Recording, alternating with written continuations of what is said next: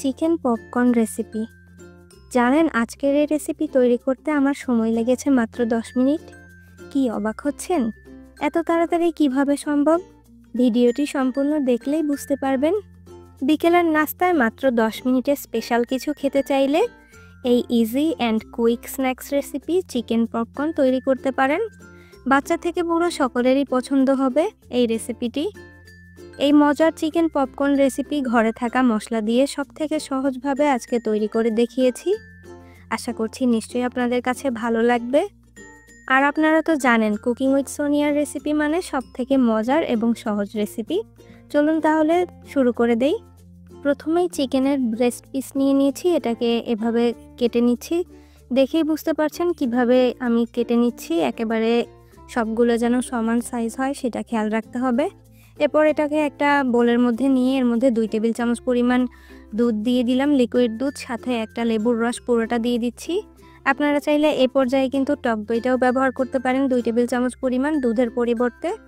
এটাকে মেখে এরপর এই চিকেনটাকে 1 থেকে 2 মিনিট রেখে দিব। এর মধ্যে একটা মশলা রেডি করে নিচ্ছি। গোলমরিচ হাফ চা চামচ, 1 টুকরা দারচিনি এবং চিনি দিয়ে দিলাম 1 চা চামচ, লবণ 1 চা চামচ, লাল মরিচের গুঁড়া 1 চা চামচ আর পাপরিকা পাউডার দিয়ে দিচ্ছি 1 চা চামচ। আর দিয়ে দিচ্ছি ম্যাগি যে মশলাটা পাওয়া যায় 5 টাকা প্যাকেটের, এটা 1 প্যাকেট দিয়ে এটাকে ব্লেন্ড করে নিলাম। খুব ভালোভাবে মিশিয়ে নিয়েছি। এবার এই চিকেনটাকে এই দুধের মধ্যে থেকে চেপে চেপে উঠিয়ে নিতে হবে যেন কোনো রস না থাকে চিকেনের গায়ে। সয়া সস 1 চা চামচ, অরিগানো 1 চা চামচ, কর্নফ্লাওয়ার 1 চা চামচ এবং যে মশলাটা রেডি করেছিলাম এটা দিয়ে দিচ্ছি 2 চা চামচ। আদা বাটা হাফ চা চামচ, রসুন বাটা দিয়ে দিচ্ছি হাফ চা চামচ। খুব ভালোভাবে এটাকে মেখে নিচ্ছি। মেখে এভাবে 2 থেকে 3 মিনিট রেখে দিব একটা সাইডে। এরপর এখানে ময়দা নিয়ে নিলাম পরিমাণ মতো, আর নিয়েছি কর্নফ্লাওয়ার 2 টেবিল চামচ পরিমাণ। যে মশলাটা রেডি করেছি ওখান থেকে 2-3 চামচ এখানে মিশিয়ে দিলাম। এতে করে চিকেনের উপরের লেয়ারটা খেতেও একটু টেস্টি হবে। আর যদি না মেশাতে চান তাহলে শুধুমাত্র লবণও এখানে মেশাতে পারেন। এবার এর মধ্যে চিকেনটাকে দিয়ে খুব ভালোভাবে কোট করে নিচ্ছি।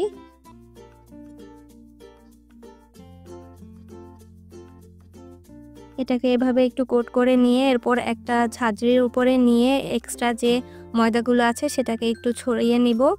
এরপর এটাকে আমরা ঠান্ডা পানির মধ্যে ডিপ করে নিব। আমি ডাবল কোট করব, এই জন্য ঠান্ডা পানির মধ্যে দিয়ে দিচ্ছি। এভাবে ঠান্ডা পানির মধ্যে এভাবে ধরে রেখে 1 মিনিট অপেক্ষা করব। এরপরে আবার দিয়ে দিব ময়দার মধ্যে।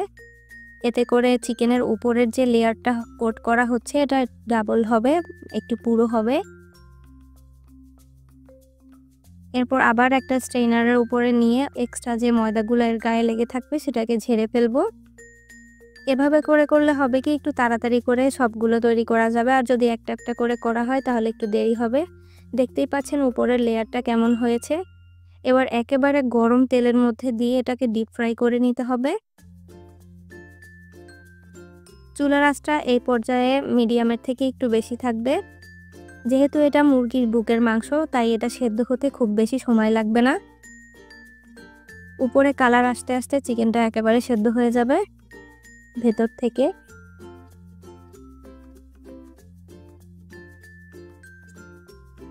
একটু উল্টে পাল্টে 2 সাইডটা খুব সুন্দর করে কালার এনে ভেজে নিতে হবে।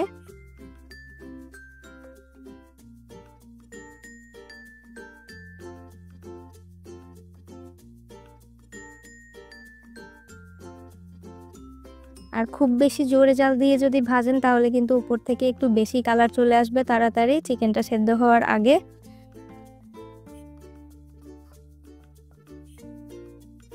গোল্ডেন কালার হয়ে গেলে আমি এটাকে চুলা থেকে নামিয়ে নিব।